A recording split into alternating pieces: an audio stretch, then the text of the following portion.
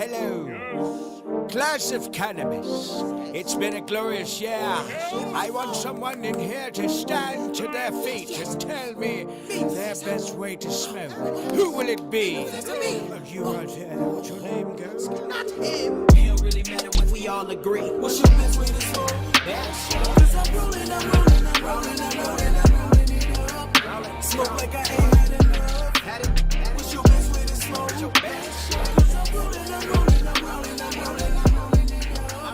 Smoke like I ain't had enough. What's up with y'all out there? This is the Best Way to Smoke podcast, and you smoking with Big J. And Serpo Jr. Make sure you hit the like button, subscribe, and tell a friend. Yes, please believe. Make sure you do that, and we definitely appreciate everybody that tune in and tap in with us. Keep on tuning in and tapping in and spreading the word. And today we got a special guest in the house. We got the homegirl, Alexxis Rose, owner of Botanical Rose Garden. How you doing?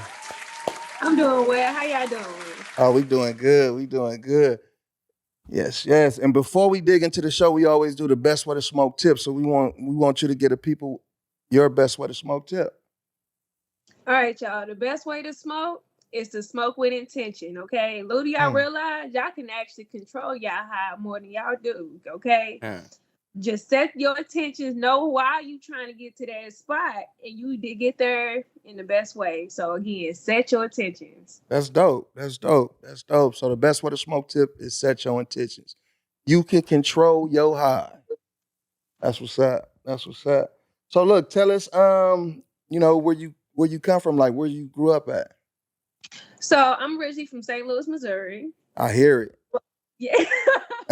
That's dope though. I like it though. Oh, thank you. Yes, I spent most of my childhood, middle school, high school, graduated from high school from St. Louis, Missouri. I also grew up in Memphis, Tennessee as well. Mm-hmm. So you probably can hear both. I hear that too, yeah. But as much time I spent in the South, I actually spent majority of my adulthood in California. Oh, that's what's up. What part of Cali? All up and through. So I actually started in a smaller town called Ridgecrest, California. I don't know if y'all ever heard of it. Yeah, we heard of Ridgecrest for sure. Yeah. So yeah, when I lived there. You used to live there? Oh, No, I live there now. For 2 years. That's right. That's right. So y'all probably know some of the same spots or whatever. It's only a few of them. It's only a handful there. But yes, I was in the military. I was active duty Navy. I was an aircraft mechanic. So that's how I ended up in Ridgecrest, the California. Navy base there. Yeah. And did 2 years there. Then I transferred to Point Magoo, which is about an hour outside of Malibu. I was there for about 2 years. Then I moved to San Diego. Did there about 2 years. And then I moved up to the Bay Area. I actually lived in Alameda, California, going to school in San Francisco. I went to Academy of Art. That's and dope. I worked in the cannabis industry the 2 years after getting out the military. That's dope. So well, I'm gonna say this, like where did you find your love for cannabis? As a child, so I grew up in a pro-cannabis household. My dad, my uncle, my brothers, everybody, they had no shame. It was not nothing to even frown on. Like, that was part of how we communicate. That's part of our community. So you know what I'm saying? It started at a young age for me. I actually didn't start smoking until I was 18, and the first person I smoked with was my big brother. So what was that first experience like for you? Did you instantly fall in love with it? Yes and no. Okay, so look, they didn't even tell me how to smoke, because the first time I ever smoked was cannabis, okay? Like, right. I'm 17, 18 in college. You know, I didn't want to drink alcohol enough because I was tired of the alcohol, y'all. Right. Tired of easy. And my brother, he was like, come on over. I got you, sis, right? Yeah. I took one hit and my whole entire chest was on fire. Like, lungs and everything about collapsed on me. What? No warning. Warning. I did not expect it. But the euphoric experience I, like, right afterwards, It was right. I knew I was done. I was like, that's it. I got what I need right here. Thank you. I just need to practice a little bit more. On the real, That's let me right. perfect this. You know what I mean? So No. what what do you prefer, like indica or sativas? It goes to intentions. It depends on what That's my right. plans are for the day. If I'm trying to relax and chill, give me a nice indica. Give Yeah. me. Oh, I like a good OG Kush or a Black Runts. Mm-hmm. And I get the AC going. It's cold. We chilling on the Yeah. couch or in the room. Lights is down. I On the am going to real. sleep. On the real. you know.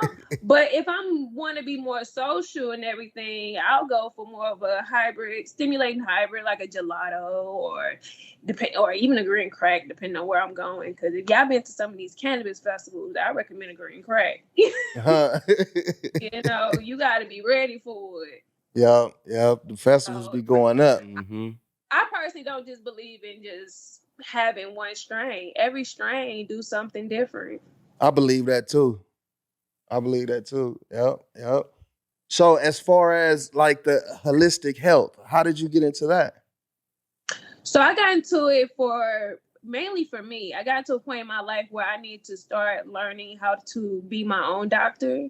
Mm-hmm. Because being in the military, they tell you everything you're gonna do. You're gonna take this medicine, you're gonna go see this doctor. You have no control over who you are as a person.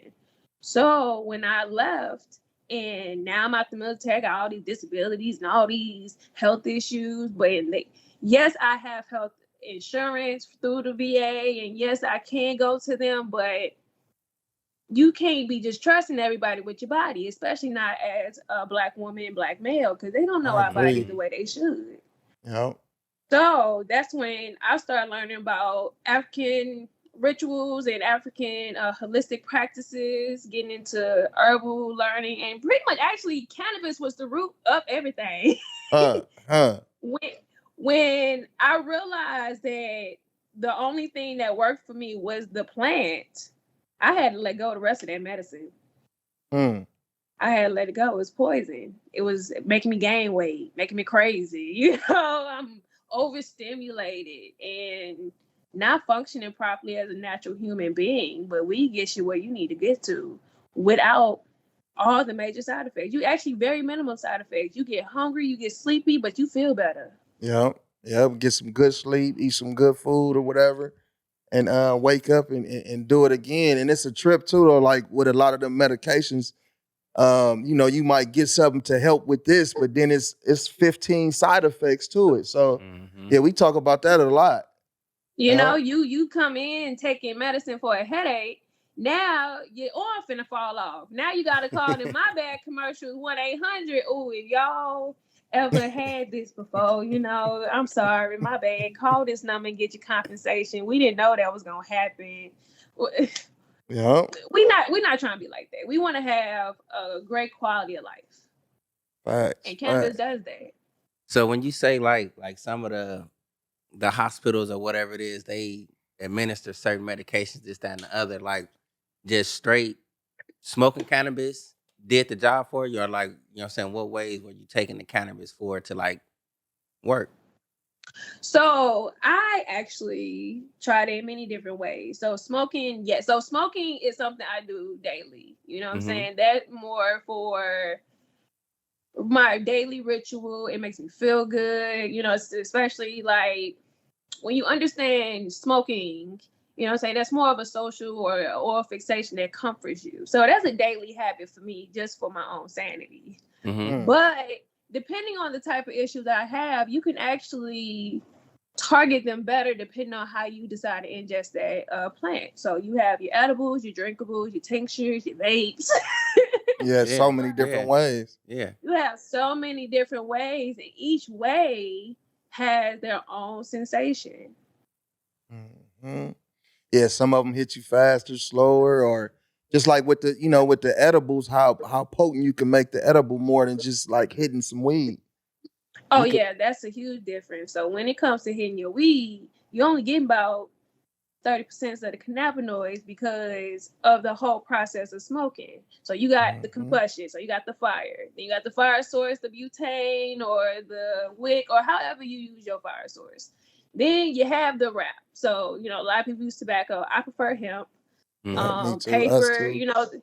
all those burn differently. Then you got your crutch. It's going through the crutch and everything is getting this access to this, experience. So by the time you really get it, it's been everywhere. Because now you got the smoke, it's in the air, people catching contact. We got other people enjoying your session with you. For real. That's what it is with smoking. But when it comes to ingesting like tinctures and edibles, you get 100% of everything because it's going straight into your body. That's and right. It goes straight into your bloodstream. Yep. So a lot of times you should be very careful which cannabis plants you choose to smoke versus eat or drink or use as a tincture because you're getting 100% of those cannabinoids, So it's not just the THC. You're getting terpenes, you're getting flavonoids, you're getting everything. So I say leave your top shelf, your hard hitters in your blunts, but put your weaker stuff in your edibles. That's game. That's game. Yeah. Yep. So I was looking on your website, and it had a section talking about like where did cannabis come from. Yes. So could you kind of break that down for people that don't have an understanding of that? So cannabis is a natural plant that actually originated from China, and it originated from a plateau in Qihai Mountains. And how cannabis evolved over time to the way it has through trade. So I don't know if you heard of it, but when it excuse me, because it's kind of chilly in my home. But with doing trade and travel and how humans expanding and trading in the Silk Road, they will also trade cannabis plants that they find, and the seeds would travel through animals. And so as they disperse and as they grow in different environments, it manipulates the plant based off of that environment. So a typical sativa plant you'll find in hot tropical environments, while like a typical indica plant you'll probably find in more cooler climates, just from the way that they're created or the way that they're grown. Yeah, I didn't know that. That make a lot of sense to me though. Like with the tropical areas and stuff like that, you get the strong sativas and stuff, and then it seems like the laid back areas, that's where you finna get the indicas from. But it all originated from China.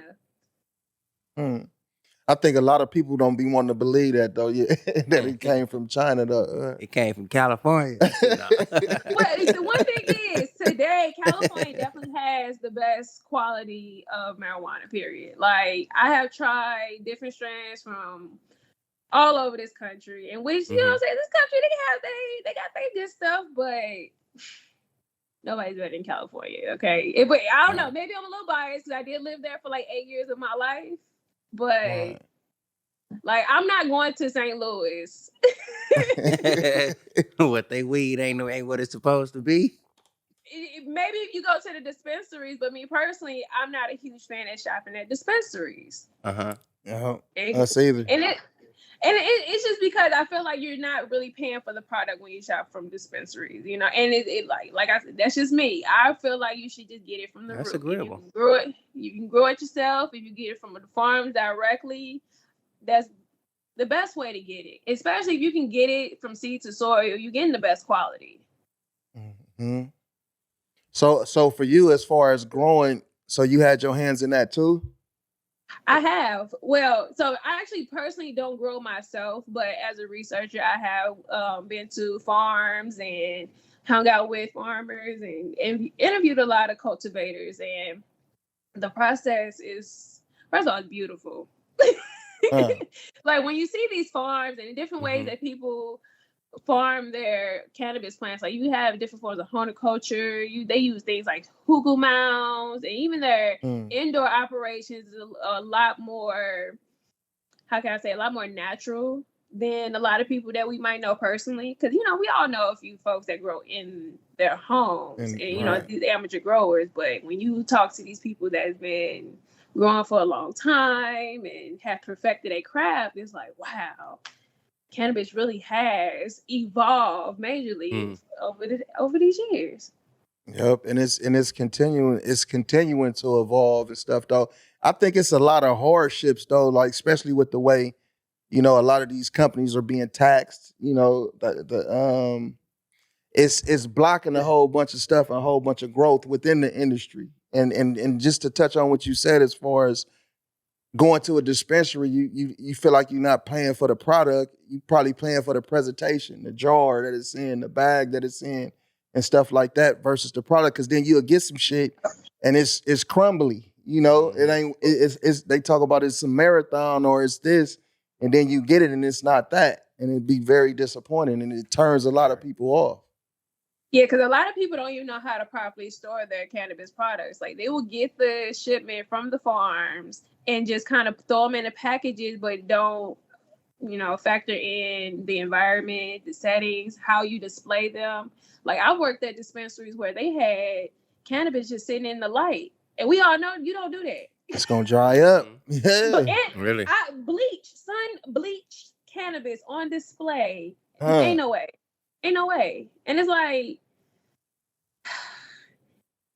they're chasing the money so much to where they forget about the plant itself. Because at the end of the day, it is a medicine. It was a medicine long before we ever even thought about monetizing it. Like, you can find it old Chinese texts, in the Quran, in different places where they mention these mystical plants. They're talking about cannabis plants. And, there's mentions of poppies and everything, but these are all natural plants. These are what they use to heal themselves. And now it's been taken by, sales and marketing and turned into a pop product, a pop culture product. And it's not that. Nope, that's a fact. So let me ask you a question talking about the psychedelics and stuff like that, because I've seen on your website too, though, you dig into the psychedelics. So what different type of psychedelics in the form of mushrooms have you experienced? So I have tried a lot of different sports. Now, the one I'm currently growing right now is called the Golden Teacher. Oh, you grown too. So, which me personally, I do not sell products. I am a marketer, entrepreneur, researcher. So that's why I dive so deep into it, because I just love the communication of it more so than anything.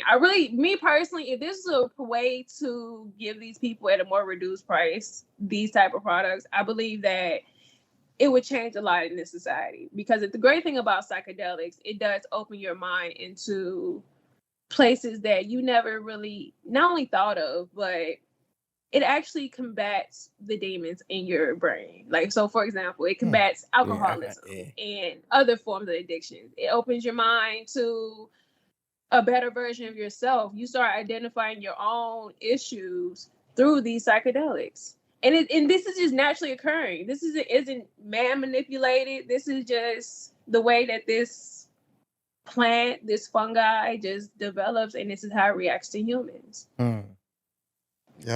Yep. When they say like, cause I I dabble and dab, with the shrooms and things and such. You know what I'm saying? And it's like how you saying like right now, it's like you can take them and it's like you can deal with your own demons, so to say. And it's like, do you feel within that by itself, it's like you can take you a shroom and it's like you can deal with certain problems on your own? You know what I'm saying? As far as like you can get a higher awakening and be like, okay, I see this. You know what I'm saying? I see how to go about this. I would say it depends on your intentions. And that goes back to intentions. Like, if your intention is to better yourself, or if it is to see yourself in a different light, or if you're open to the idea of this, it will open that door for you. But you have to put in the work first. Like, these plants and these fungi aren't as magical as they are. They're not the answer. They're not the key to solve all our problems. We are. Yep. So we have to know what makes ourselves happy. We have to know how to identify what we need in our lives. And these plants and these fungi give us that extra boost to that. But we have to set the intentions first. That's real. You got to put that best foot forward. Yeah, you have to. And to be honest, if you don't, there could be terrible side effects with trying to take these psychedelics as a cure versus as a healing aid. Because, for example, if you're in a negative mind space, these products is just going to amplify your negative mindset. So that's why a lot of people probably get bad trips or crazy hallucinations, because they already had that intentions going into it, and it took them there. Intensified. Have you ever, in your experience with it, have you ever had a bad trip? Never. That's what's up. Same with me. I can say the same thing, but I haven't indulged, a lot. You know what I mean? But the times that I have, though, it just put me in a good space to where I was like listening to music, like extra, like happy, thinking of stuff from the past that I haven't thought about in a while.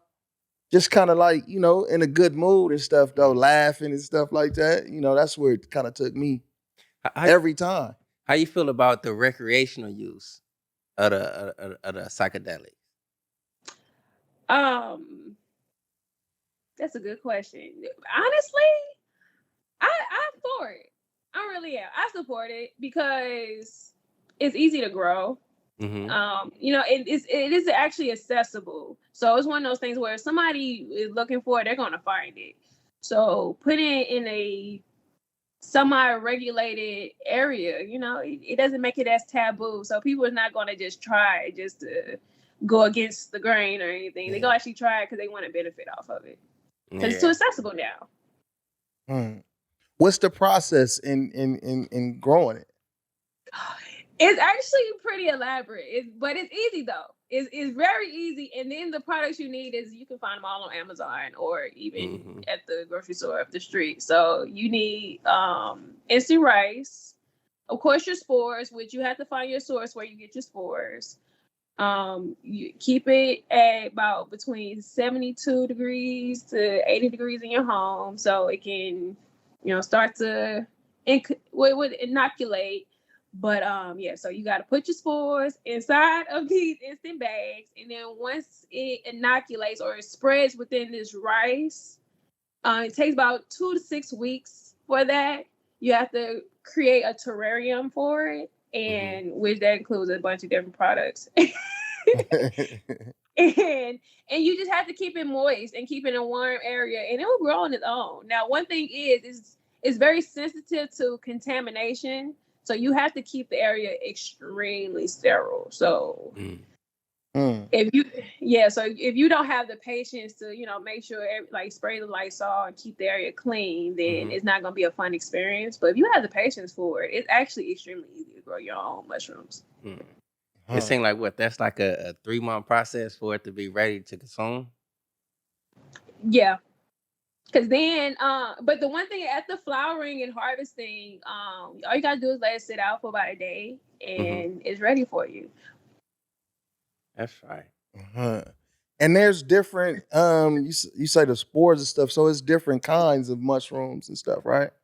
Yes. What's the most popular? I got lost in that one, though.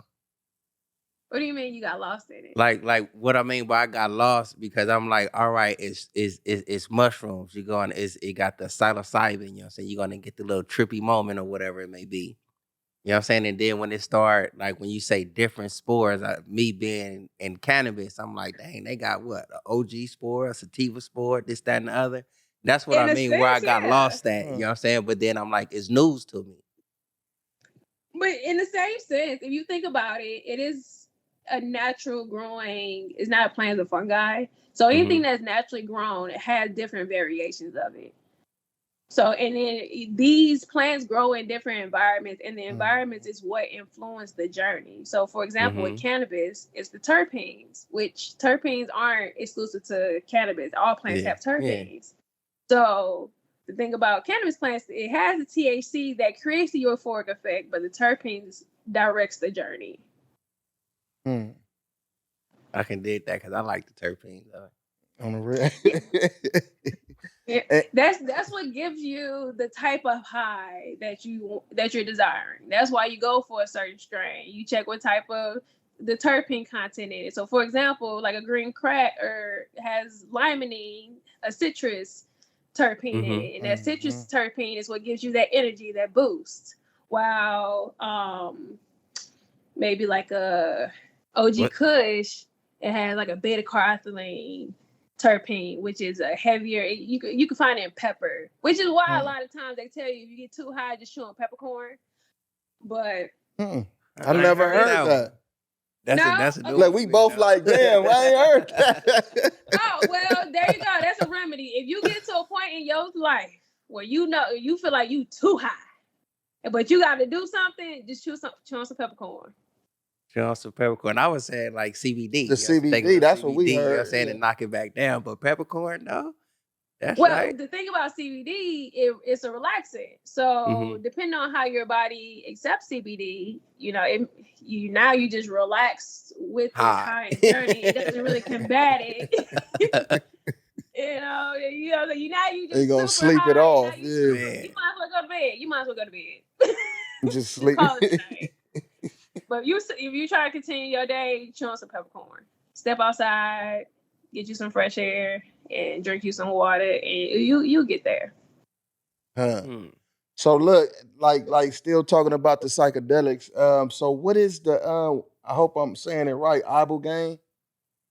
Oh yes, ibogaine. So that's actually that's found in Africa. So ibogaine is a psychedelic that has a lot of ties to curing alcoholism and other addictions, with no side effects. So you just eat that or take it in a tea or something like? You can take it in tea, and a lot of times it's best to do it in a ceremonial setting. So deal with somebody who's professionally known with it or use it in the past. But it's a ceremony, and you take it as the practitioner gives it to you, and it cures your addictions. That's dope. That's dope. And that's how many times do you have to do it though before to cure your addiction? So that's the thing. It's individualized. So from research shows that people usually do maybe a 2-week long trip, and it's within dosage. That's why they tell you to deal with a practitioner, and they'll come back without any type of cravings. But that goes back to the individual though. Everyone's different. But it's been consistently successful at combating addictions. So do you know anybody personally that it has helped? No, not me personally, but I've done a lot of research and read, and I consistently research has shown that this is a plant that is very beneficial for any type of mental or behavioral health issues. And it's a trip like something that's natural like that, though. You would think that it would be promoted, you know what I mean, to help people versus trying to put them on medication and different things like that, though. But shit, not in the USA. Though. It's profit. The thing about psychedelics, it opens your mind and it makes you free. And how America is set up is very structured. Yep. And everything is in purpose for a gain. So if you break that structure and leave that machine, you're now a part that's making that machine weak. And they're trying to prevent that. And that's one thing that psychedelics, it makes you come into your own and who you are as an individual versus who you are in this country. Exactly. I could dig it. All right, so what about the I hope I'm saying this one right, the ayahuasca?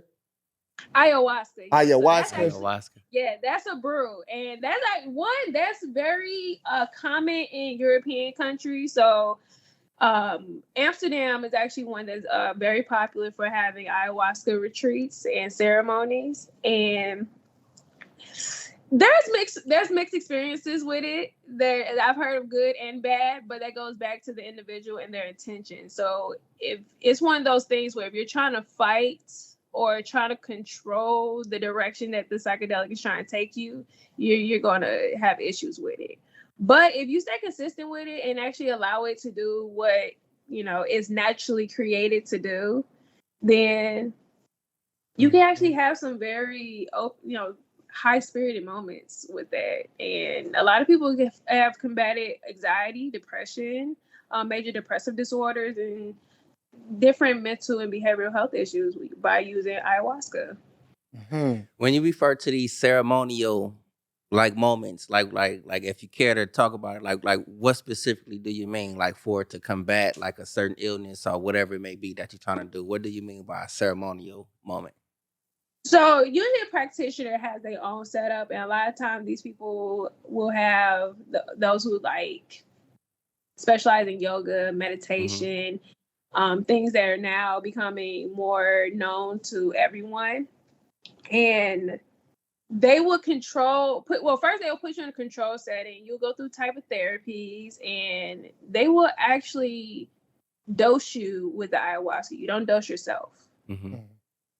So what you do is you just follow their plans, and it'll be about 2-week retreats. And a lot of times they have you on a set diet. And this is just a spiritual moment that you are having with yourself under the guidance of those who are professionals.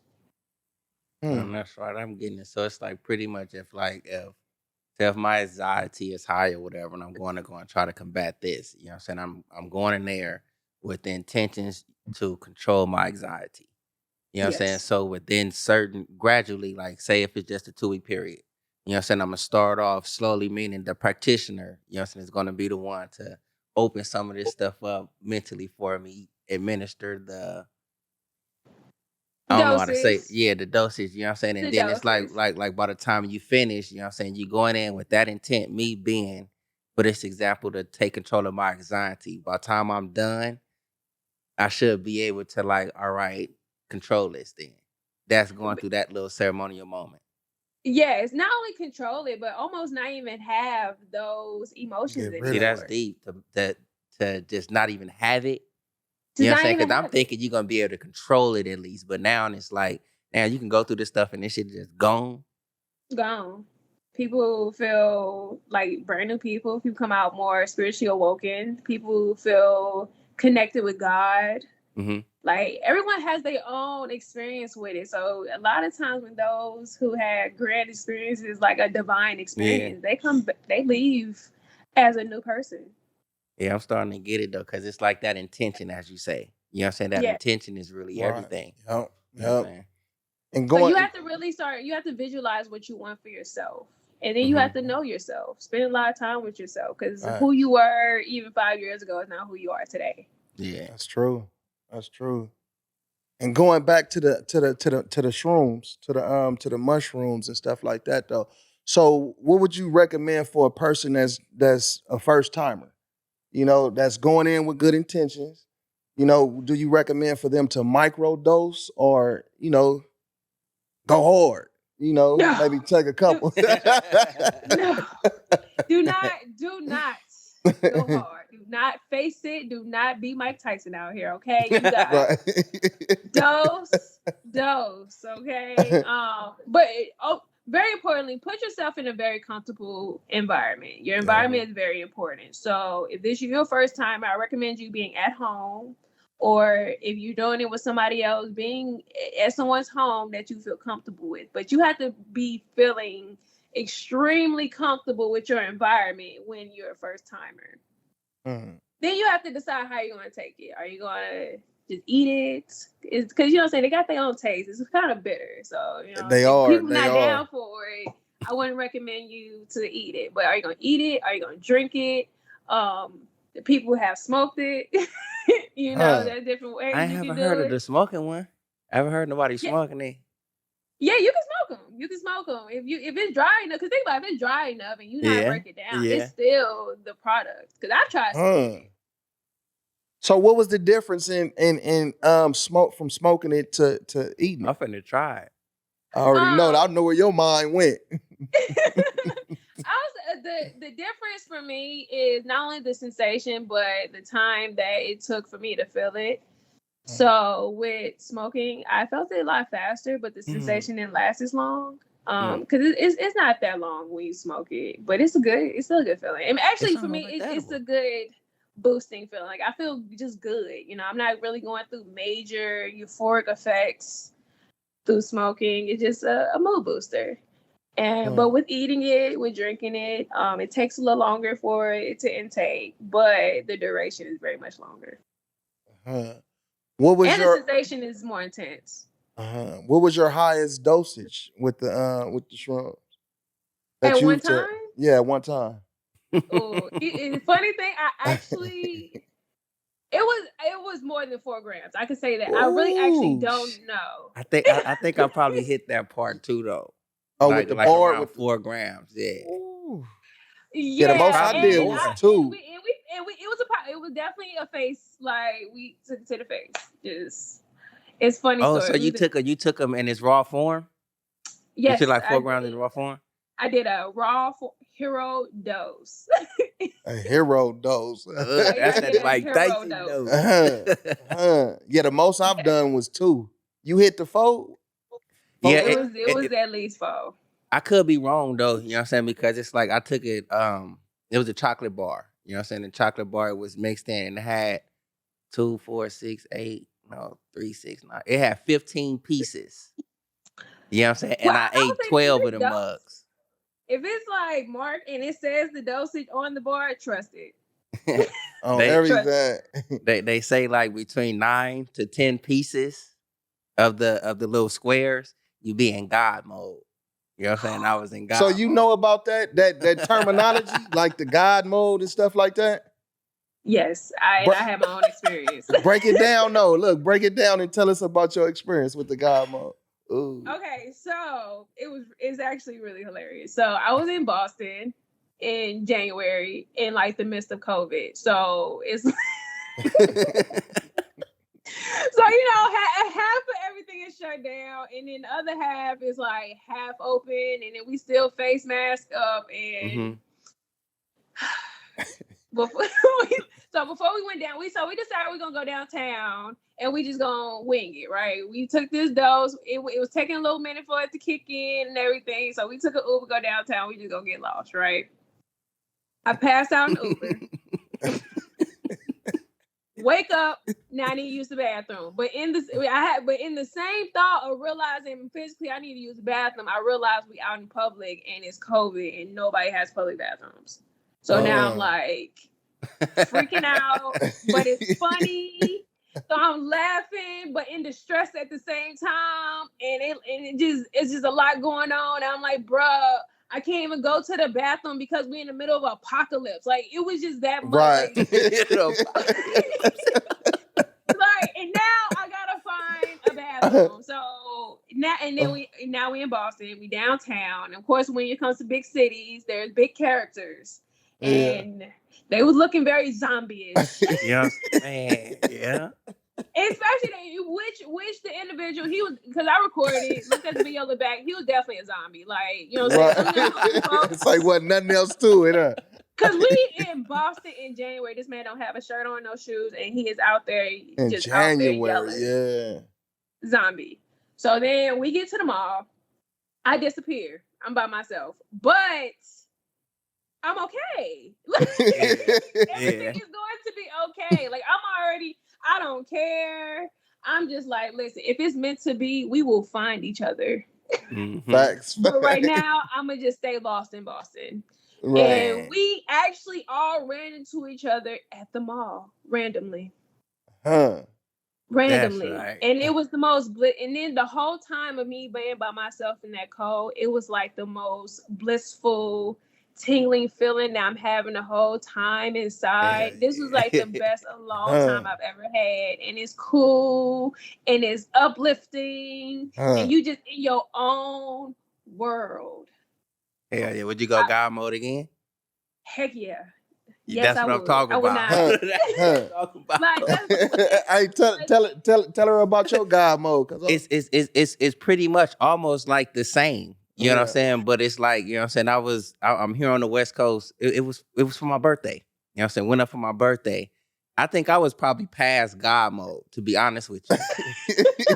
Like, I'm just gonna be honest, because it's like on the package, you know what I'm saying, like 9 to 10 or something like that, you in God mode. I did 12 of those. But keep in mind, like, I had a whole nother little, like, I call them the Flintstones. You know what I'm saying? It's a gang of little, like, micro doses. You know what I'm saying? You eat a Flintstone and I'm popping the bad, baby. Like, boom. You know what I'm saying? And it's pretty much the same thing. I'm looking at people. You know what I'm saying? I look straight. You know what I'm saying? I feel I look straight, but I look at you and your face is dripping. It's just You know what I'm saying? But I'm good though. Everything is straight. You know what I'm saying? I'm having fun. Ain't nothing too like, you know what I'm saying, out of it. Right. You know what I'm saying? But it's like I go God mode all over again. You know what I'm saying? It wasn't nothing bad.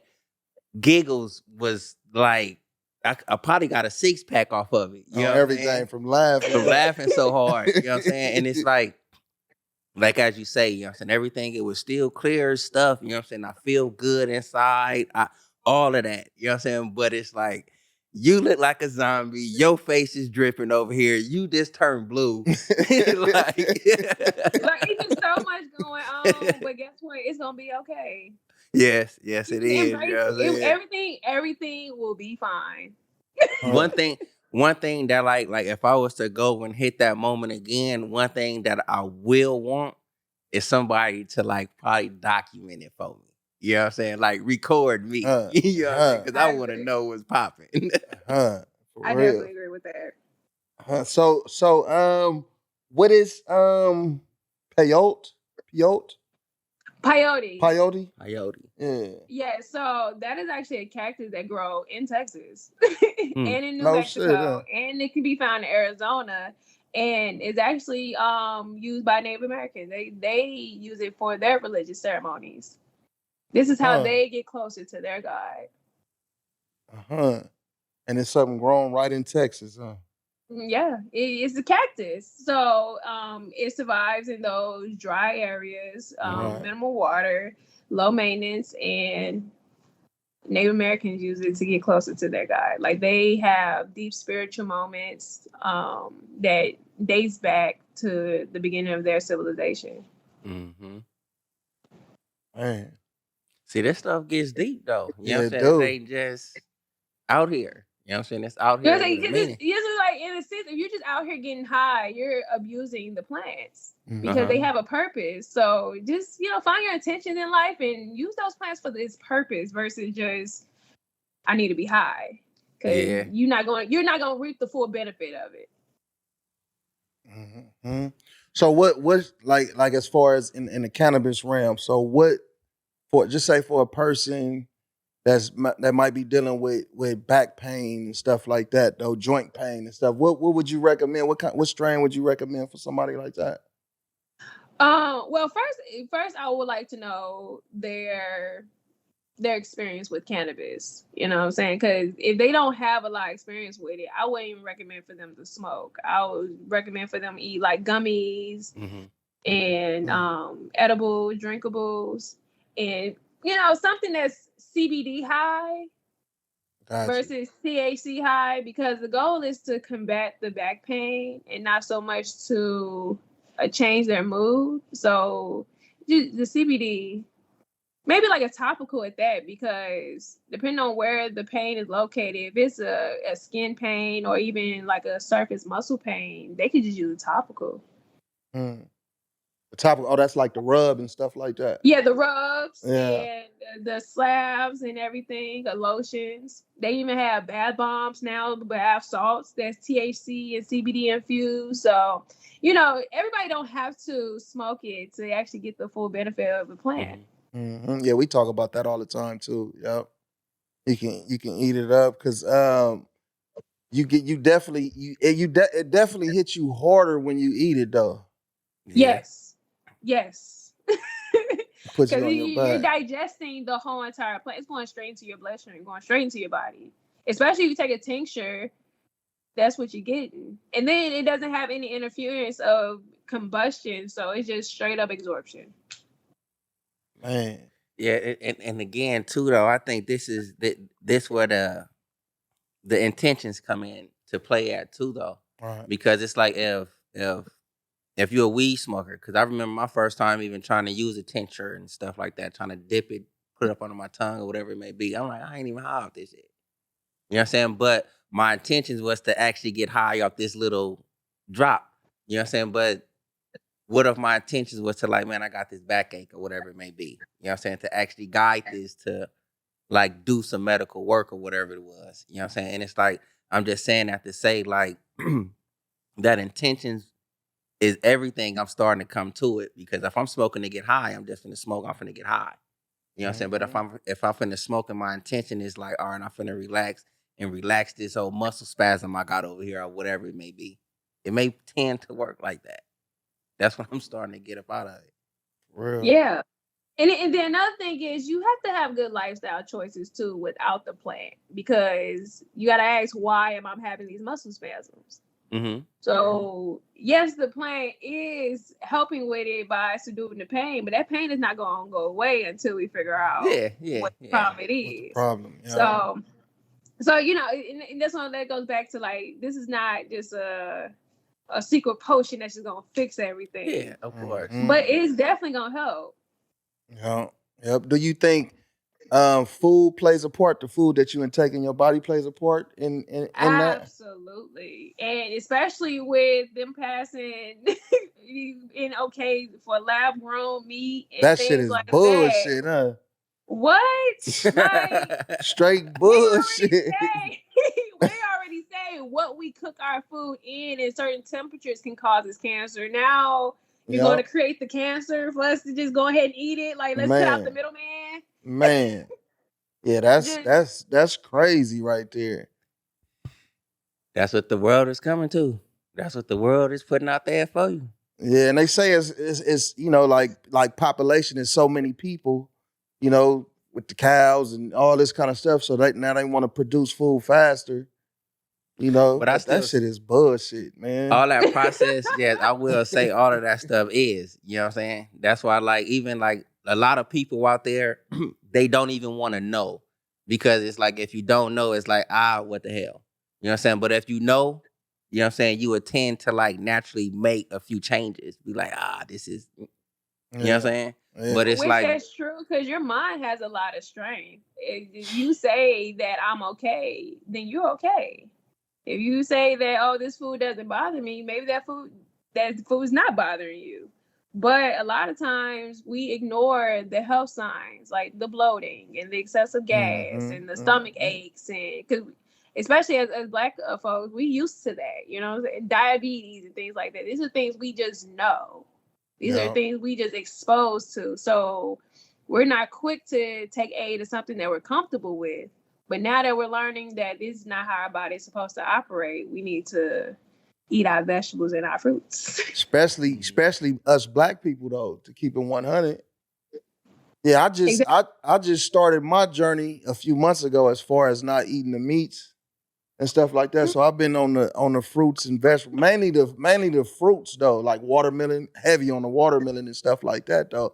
And I see a difference in just putting in, like, working out with it and stuff like that too.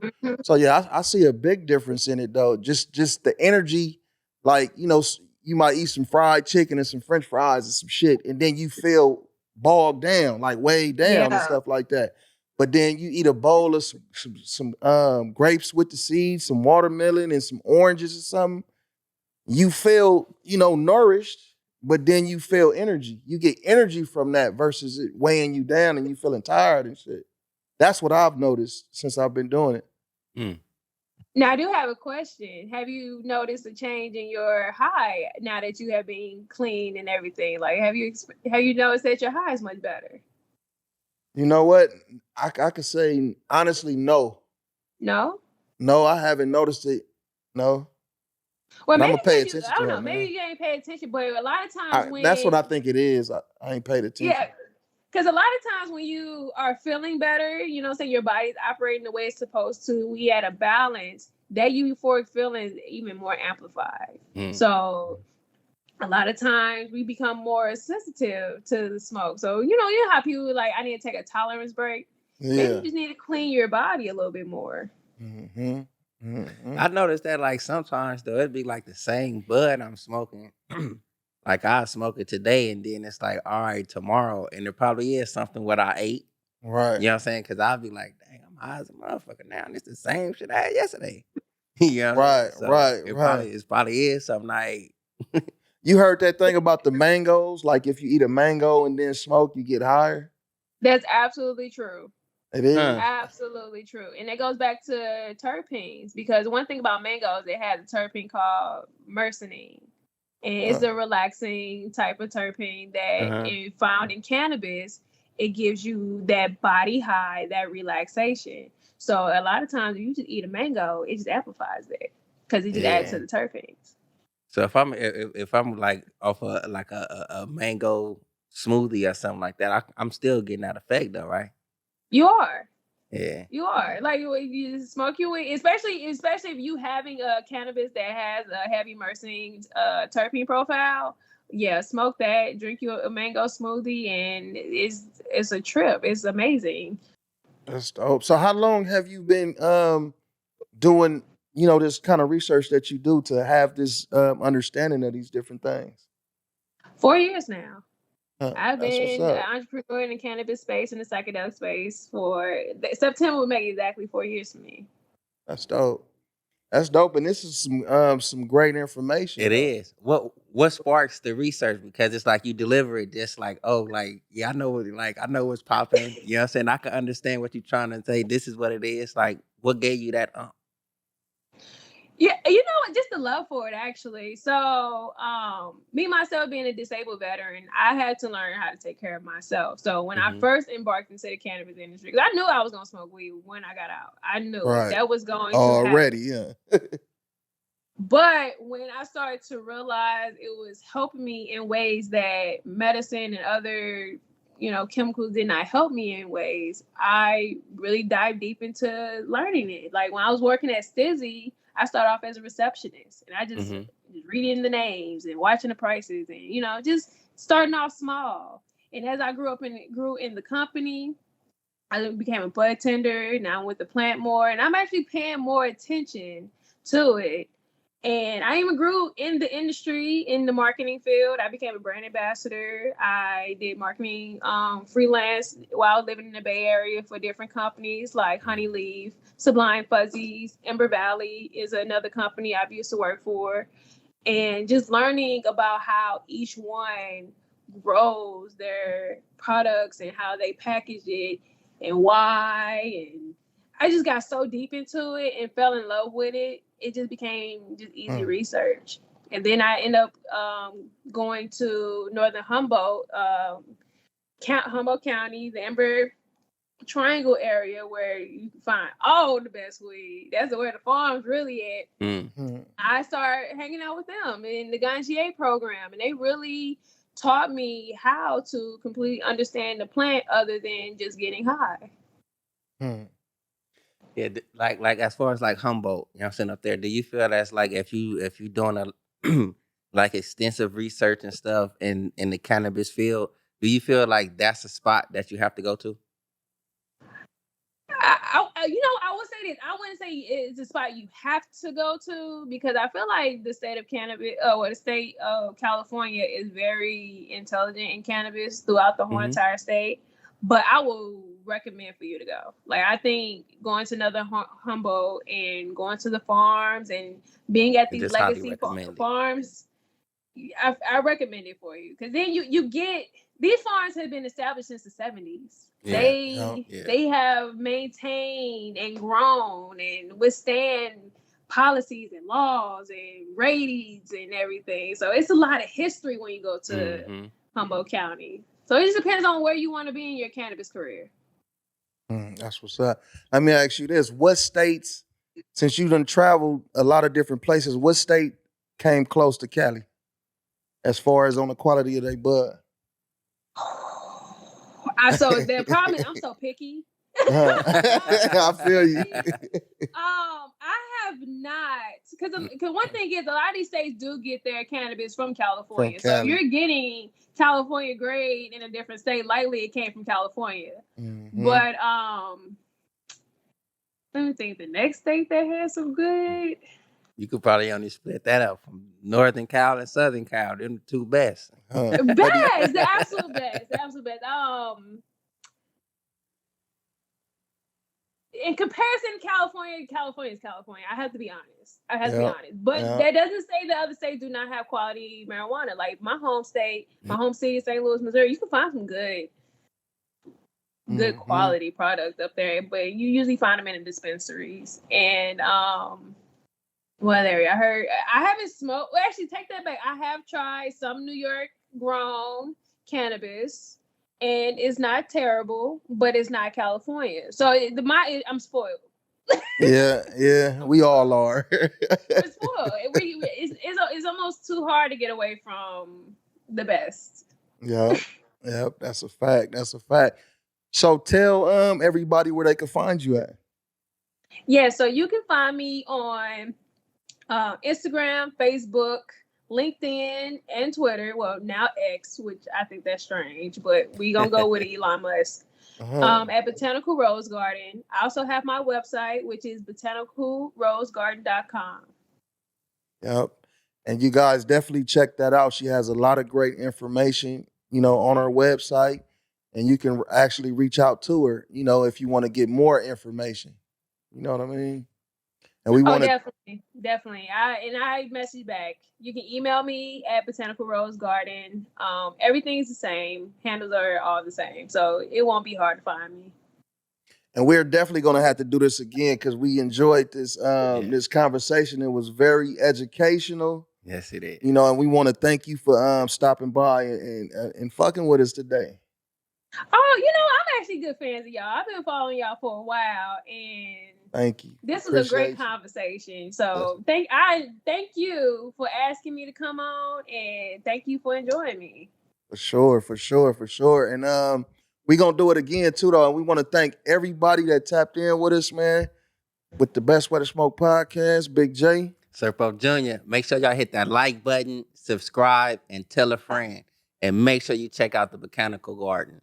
Yes. Botanical Rose Garden. Botanical Rose Garden. Personal G. Yep.